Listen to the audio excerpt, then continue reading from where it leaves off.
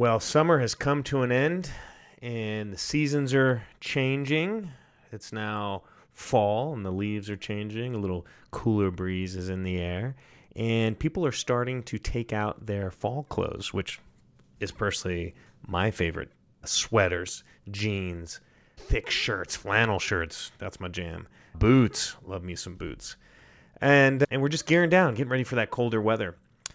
How do you adapt? What are some of the things that you change in your life as your own personal seasons change, whether they be in career or personal or with your health? We're going to be talking a little bit about what's been going on. Season 2 of Family Health and Hustle starts right now. Welcome to the Family Health and Hustle podcast, where sharing our stories, common experiences, and best practices about balancing family, practicing good health, and reaching your goals can help you feel supported, bring clarity, and guide you to the life you want. So if you're ready to challenge yourself, your health, and the hustle around you, then consider this your community. Now, let's welcome your host, Anthony Hernandez. Hey, welcome back to the show. Appreciate you joining me today. As I mentioned in the introduction, there's different seasons. And during different seasons, you do different things. There's a time and a season for everything. Now, you may have been asking yourself, Anthony, where you've been, bruh? You disappeared. You went MIA. Now you're back? Now you're saying something about season 2? I didn't know there was seasons. Guess what?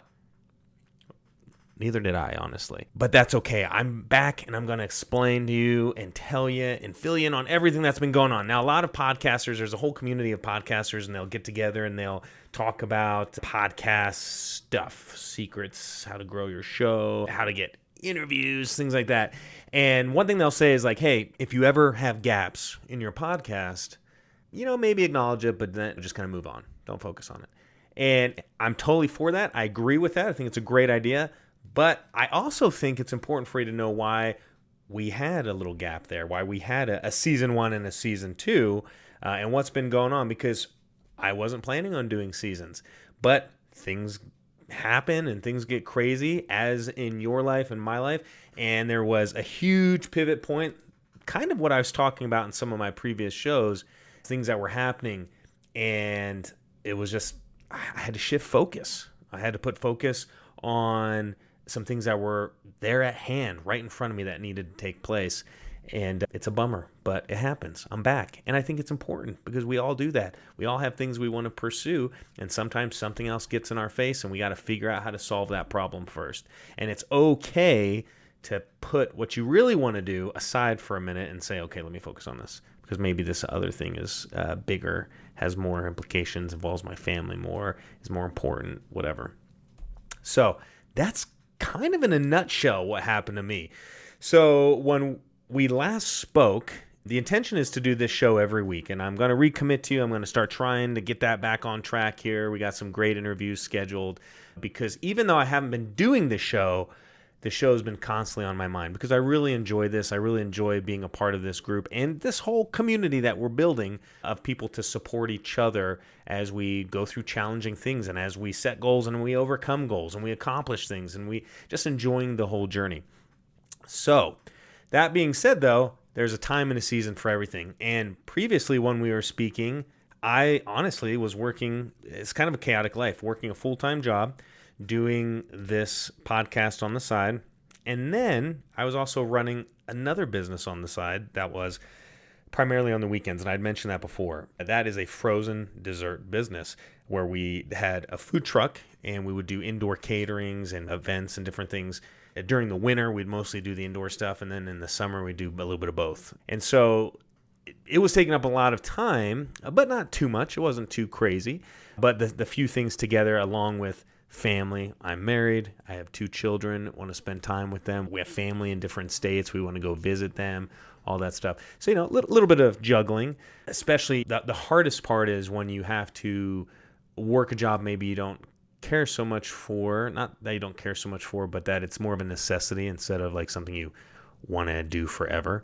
And, that's how jobs have been to me in the last several positions I've had, where it's like, I might enjoy it. I get along with the team. I work hard. I do my best.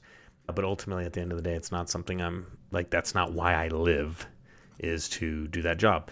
And that's taken a lot of time to kind of grow and understand and shift my focus on that too, because I'm also the type of person where I would dive into a business or a job, and I would be at their every whim, whatever they wanted, at night, during the day, on trips, whatever. And to the point where, it could have even affected time with my family in the evening if I'm rushing home to look up something on my computer for someone at work, things like that. But that is fully my fault for not drawing those lines. And that's something I've learned, and I'm growing, especially throughout this process. So last time we talked, there was some crazy shifts happening. I was working for a company in an industry that was really struggling at the beginning of last year and most of this year. And they basically came to me and were like, hey, we can't afford you. We got to probably have you do more of a sales role, because at the time I was doing a marketing and automation. So I would go in and set up their system. So they had someone that would do their websites. I'd go in and connect their website to a CRM. That's called Salesforce. A Salesforce administrator was what my role was. So I'd go set it up to Salesforce, and then I would connect it to an email platform or a text messaging platform, or send out email blasts or whatever. And a large part of my job was someone would have to create the content, and then I would go in and program it and send it out. And so unfortunately, with that team, it was a small team, and a lot of that content creation was falling on one person, which was causing a slowdown in some of those marketing campaigns and things. And so anyway, I think there may have been a perception of like, okay, maybe we're not generating what we want from some of those marketing systems and such. And so if we got to make a cut somewhere, maybe Anthony's department's where it needs to go. And that frustrated me for a couple reasons. One, because this is what has tired me with jobs in the past, is I hate fighting to prove my value. I understand you got a dollar amount above your head, and you need to generate that amount of return for the person who's investing in you, which would be your employer. But at the same time, when you're working for small companies and stuff, and depending on the maturity of the manager and stuff like that, you're fighting to prove that you're worth what they're spending, and that's great. But when a huge part of your role is dependent on someone else and they're not delivering, it kind of makes you look bad. So that was super frustrating to me. Anyway, I digress. So the company came to me and said, hey, the industry overall was really tough. We're not doing too well. Can you switch to a sales role? Which I was working in the mortgage industry, and so I switched from that marketing position. I was going to switch to like a full-time loan officer, which, by the way, been there, done that. Got a lot of respect for you guys that do that out there. And that's not my jam. It was the same hustle all the time. I was dealing with the same problems that someone else has been dealing with for 20 years, right? The most senior person in our office was dealing with some of the same things I was, and it was like, I don't want to deal with those same problems in 20 years. And so it wasn't my jam. I didn't enjoy it, but it's a great job, an important job. Anyway, so they said, hey, we need you to go into that role. And I said, okay, but if I do that, I'm going to start looking for another position, because that's a full commission role. And I said, maybe I'll try it for 30 or 60 days, but when do you want me to start? And they never told me. And I followed up with them a week later, said, hey, no rush. When do you want me to start this? And by that point, we're like in the middle of the pay period.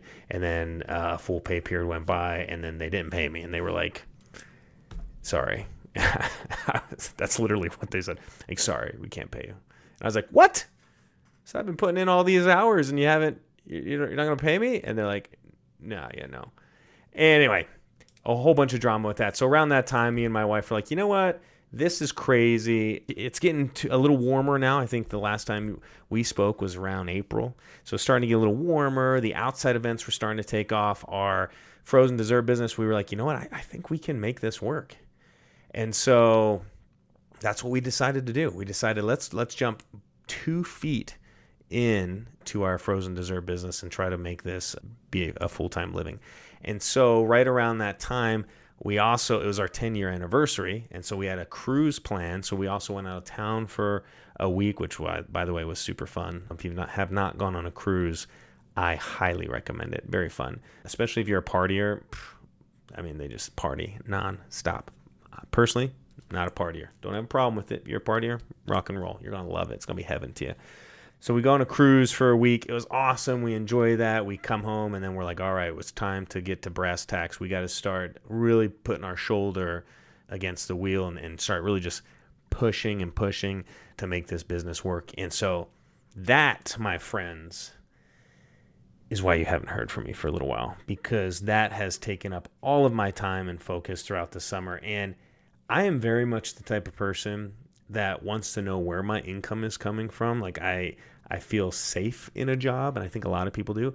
But one thing that has occurred to me over these last couple of years is like, it's a false sense of safe, because I still don't, if I work somewhere, I still don't know where that money's coming from. I'm employed. So I think, oh, I have money coming in. And maybe that's true to a certain extent, but on multiple occasions now, because of one person above me would come down and say, hey, we've analyzed a few things and we need to make some cuts, and you're the one that needs to go. That's happened to me three times actually in my whole life, and it's really derailed me. Two of those times I was married with kids. One of the times I was 19 and just flying by the edge of my seat, and that didn't really matter. So, but the other two were pretty stressful because I was like, oh my gosh, what am I gonna do? One of them, I didn't even have a job, title. I just kind of did stuff. I was good with talking to people, and I had just kind of grown through those ranks and made probably more money than I should have, because I couldn't even classify what I was doing. And then the other, I did have a role, but it still just stunk. It still stunk that happened. And it happens to all of us, and I understand that. So please don't take me as complaining. I'm just learning is really what it is. So that happens. We jump into the business full-fledged. And the bummer about that is a lot of these summer events have to be booked earlier in the year, like February, March, and here it is April. And so there's still events booking, but like some of those big ones we had missed the window for. Some of the events that we could maybe have brought in several $1,000s for one event, they were already booked. And also because I had never done it full time, I was only ever doing it on the weekends, and so it was at a very limited capacity. So the steps to take from going on the weekends to scaling up to a full-scale business, very difficult for me, big learning curve to understand. And when I say by big learning curve, it's like I either overshot it and spent way too much money to try to grow something, or I shrunk it, I didn't spend enough money, or whatever. It was this really weird spot of trying to gauge how to grow the business. And that, frankly, has placed some challenges in my path throughout this summer. And so it's just been a huge learning experience, and a positive one. I'm grateful that it's happened. And I hope that any of you, as you face challenges with employment or whatever, you can look at it two different ways. One, you can blame the job or blame the person or just blame everything in the situation except yourself. And I'm not saying it's your fault, but there's two types of people. We either blame everyone else, or the second type of person is, this sucks, I'm going to look at it and see what I can learn from it. And that's what I'm really trying to be. And it is hard to be that person. It is so easy to be like, well, if this person would have done his job, or this person would have done their job, or this or that or this, then blah, blah, blah, blah, blah. It's so easy to do that. Or I got screwed over here or screwed that way. So easy to do that. So it's hard, but more satisfying and creates more peace if you just look at it and say, okay, what can I learn from it? And take notes. Take notes. So that, my friend, is why you haven't seen me for a little while. And again, I'm sorry, I didn't mean to leave you hanging. I did not mean for a season 1 and a season 2, and I hope that this is just one really long season that goes on for years. Season 2 will be like 1,000 episodes long. But that's kind of what's been going on. Along with our business, we were doing one trailer. Now we grew it to 2 trailers, so we had to figure out how to finance that. That's created its own challenges. Had conversations with people that were potential investors. That created unique opportunities and questions and learning curves and things like that. We end up ultimately not pursuing that and just kind of doing our own financing, having some family invest, things like that. And so that's created its own thing. And so it's just been like, learning. And now things are starting to finally slow down. And for the last couple months, the show has just really been heavy on my mind. And I'm like, I got to get that going again. I got to get rocking and rolling. And so here we are. And that's my commitment to you, is I'm back. and we're going to try to get this rocking and rolling and continue to build this community the right way. And my vision for this has even expanded. At first, it was just a show, just a great show to be a part of, maybe a Facebook group. And that's still what I want it to be. But familyhealthandhustle.com, I really hope becomes a full-scale resource for anyone that joins the community, whether it be PDF downloads. There's a sweet planner that I want to create and put up there for people to take advantage of to help with productivity. That's a huge thing, no matter where you're at in life, is how do you be productive? Where so many things are grabbing our attention, what can we do to be productive? And we got some good stuff coming up for that as well on the show and as resources. And also just a number of different things I don't even know yet. I just want that site to be a place that you guys and gals, we can all kind of put things that are working for us up there. So that's kind of how that vision is expanding and growing. Well, but as far as life goes right now, like I said, things are slowing down a little bit in that business now that the weather's changing, which is super scary because I've been full-time self-employed for like 6 months or so. And some of the people I've even interviewed on the show in the past have been, self-employed for 10 plus years, 15 years. And I'm like, wow, I hope that's me. Because I'll be honest, those first couple months, and even now a little bit, I'm like a little stressed out how some of this stuff's going to work. And I think the most important thing is just keep going. You put your head down and you keep working. Life's going to be hard, whether you're working for someone else or you're working for yourself. So put your head down and work. Whatever happens, happens. Maybe I go back to a full-time gig. That's okay. But I really think pursuing these things is going to make me happier and more fulfilled in the long run. It's just a matter of getting the idea up and running and sustaining itself. Anyway, thank you so much for joining the show today. I know that was a lot of just everything that's been going on. I want to let you know I'm back, recommitted. Let's get some great people on this show. Let's grow this community. Let's talk about these things. Let's huddle together and really rally together and say, we're going to overcome whatever obstacles in our path. We're going to achieve our goal, whatever the size, and we're going to love the journey. We're going to love the journey because that's the most important part of the whole thing. Also, the other thing I want you to take from the show is there's a time and a season for everything. Do not be apologetic. Do not be sorry. There are times that things take your attention and focus away. And as long as they are things of good, things that are healthy, things that are worthy of your pursuit and your time, then I say go after them. But in a world where we're inundated with lots of things that are not worthy of our time, just be careful. Make sure you're thinking things through and really trying to decipher some of that. And that's a challenge I go through often is I got a few different things. I got the podcast coming back up, the frozen dessert business. I do some marketing stuff on the side right now, just kind of my own little thing. And I often sit down and have to think like, okay, am I overwhelming myself? Am I pursuing something that I shouldn't be pursuing, or something that's not worthy of my time, or something that's a shiny object? What I don't want to do is chase a shiny object. And so I'm constantly thinking about that, constantly recalibrating, constantly writing down some things like, okay. So anyway, it's hard out there. I know it is for everyone pursuing their goals and dreams. Keep hustling, keep going, and I will see you next week. Thank you for joining in today, because pursuing a balance between family, health, and hustle, it can feel a little wacky sometimes. So we need to learn from each other. And with a simple click to subscribe, we'll invite you back to our next episode. In the meantime, download our free ebook, 6 Secrets for Success, at familyhealthandhustle.com. And remember, we're on this journey together. Hey, real fast, before you go, I just wanted to jump on here and let you know, if you like what you're hearing on the show, you enjoy the content that we're creating, and you want more, please head over to familyhealthandhustle.com. Subscribe to Balance and Beyond. Balance and Beyond is a new monthly publication that I'll be sending out that covers more of the content and things that you're seeing on the show, just the same type of subjects, anything about balancing life, pursuing goals, and just moving forward. So again, if you like what you're hearing on the show and you want to support and you want more content, more information, please head over to familyhealthandhustle.com and subscribe to Balance and Beyond. Thanks so much. I'll see you later.